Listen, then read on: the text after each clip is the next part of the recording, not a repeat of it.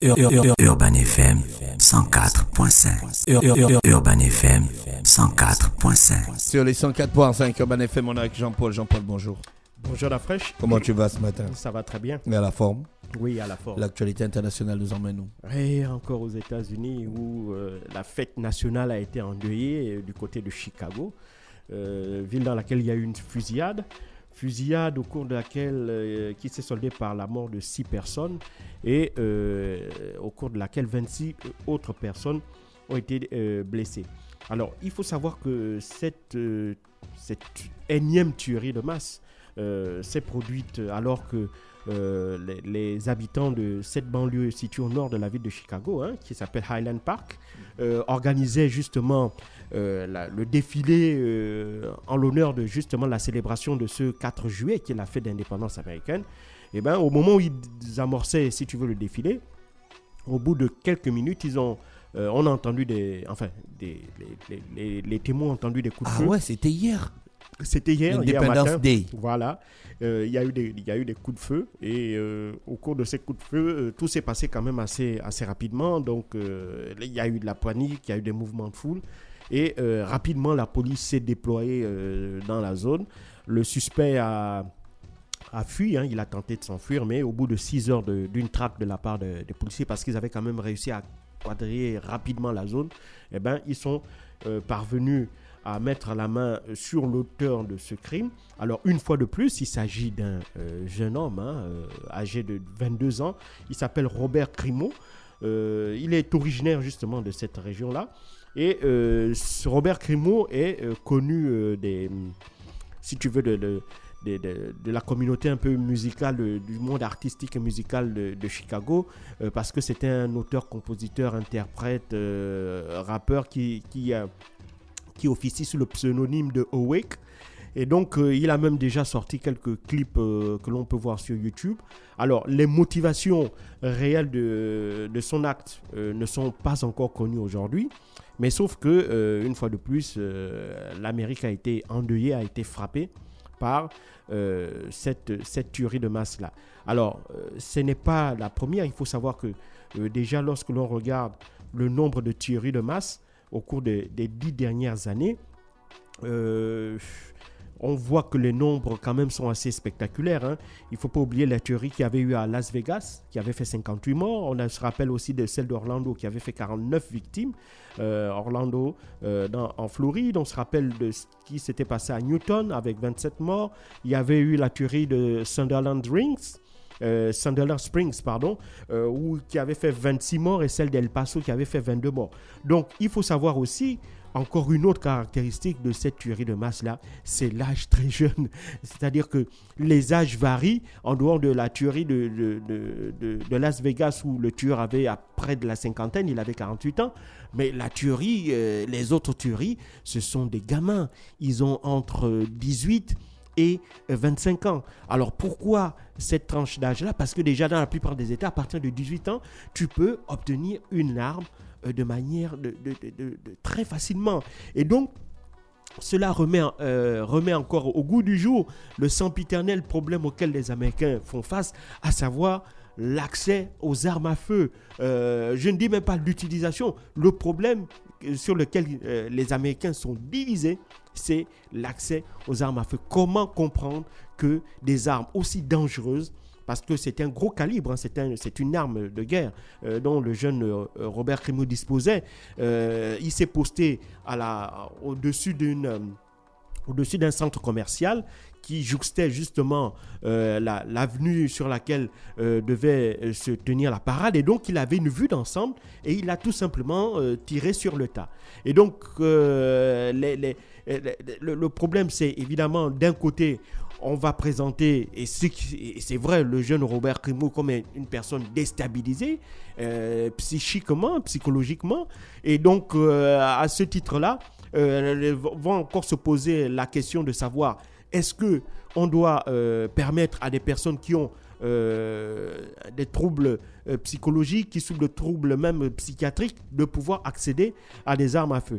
Et sur cette question-là, malheureusement, on ne parviendra pas une fois de plus à un consensus, parce qu'il faut se rappeler que il y a quelques mois, il y a quelques semaines, après la tuerie qui a eu lieu dans une école, il y avait 10 républicains et 10 démocrates, 10 sénateurs républicains, 10 sénateurs démocrates qui étaient parvenus à rédiger, si tu veux, un projet de loi commun visant à mieux contrôler l'accès, d'une part, mieux contrôler l'accès aux armes à feu, et de deux, si tu veux, limiter l'accès ou voire même interdire l'accès à certains types de calibres d'armes, notamment les armes de guerre.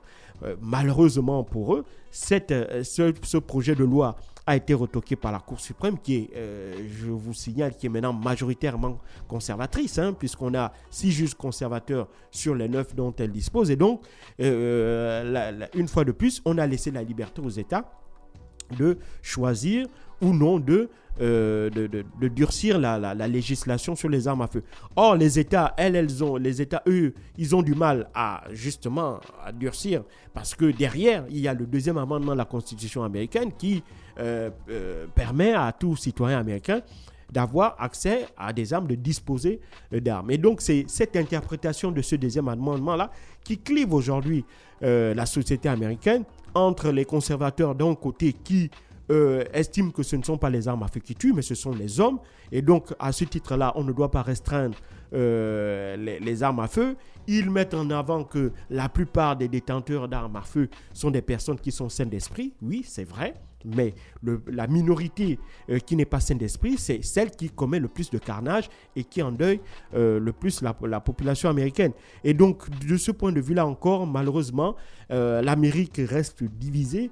C'est un pays qui est de plus en plus clivé sur toutes ces questions sociales et sociétales-là. On a parlé ici dernièrement de l'avortement, sur laquelle la Cour suprême a tout simplement revenu sur si tu veux, sur 50 ans de pratique d'avortement.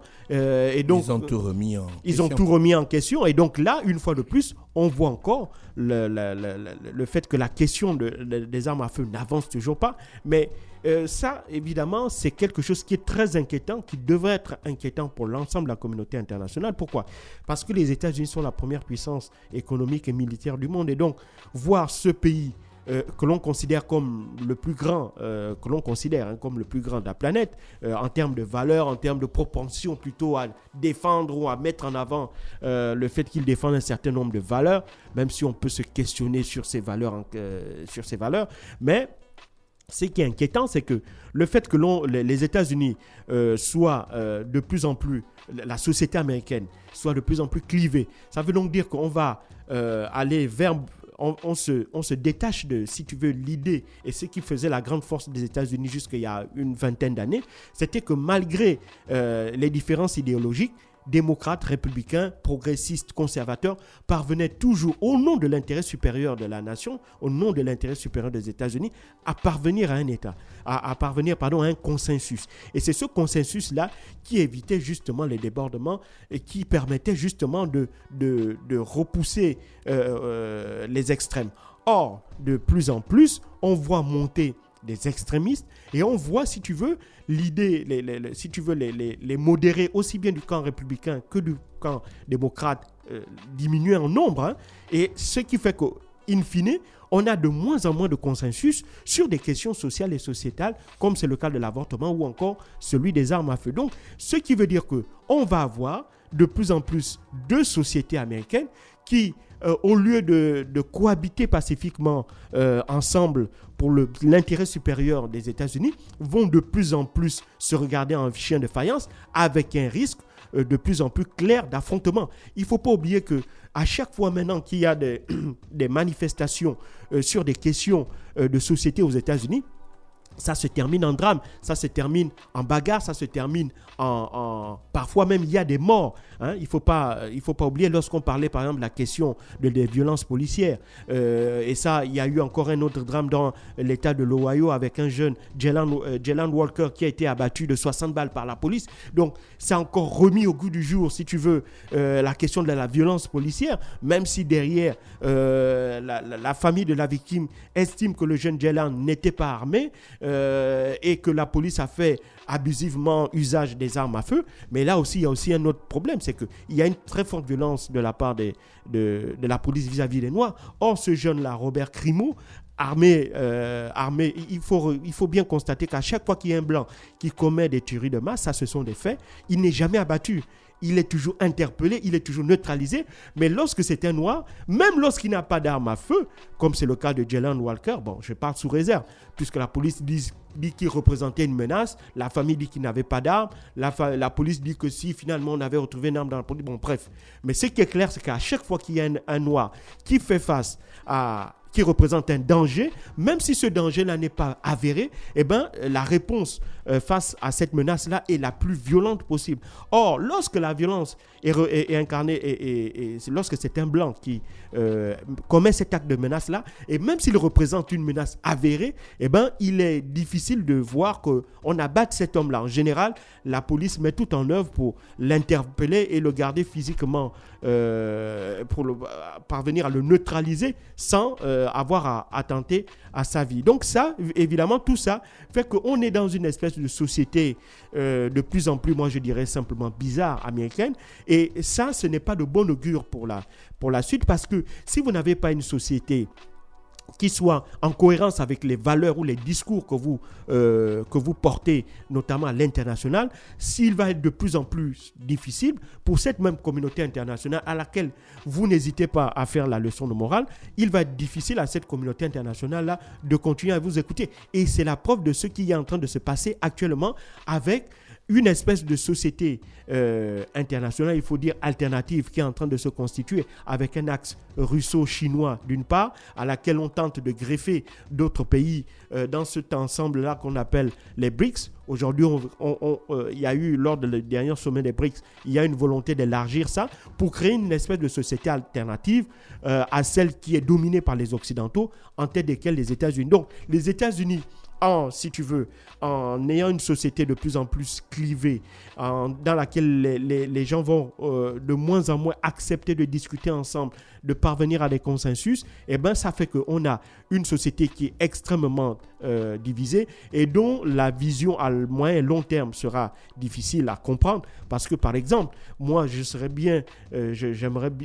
j'attends, par exemple, les élections de 2024.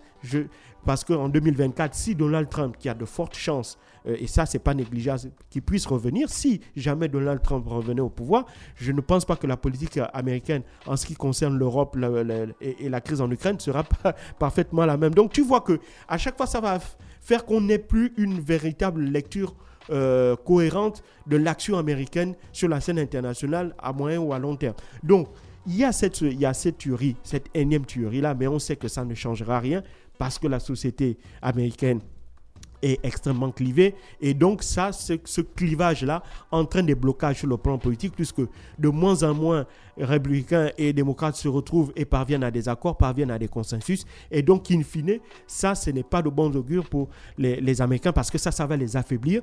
Et ceux qui se disent des démocrates, eh ben, ils ont fort à réfléchir, parce que ce qui se passe aux États-Unis depuis ces 10 dernières années ou ces 20 dernières années, sur le plan intérieur, reste particulièrement préoccupant. Merci Jean-Paul qui revenait sur l'actualité internationale ce matin sur les 104.5 Urban FM, la station urbaine.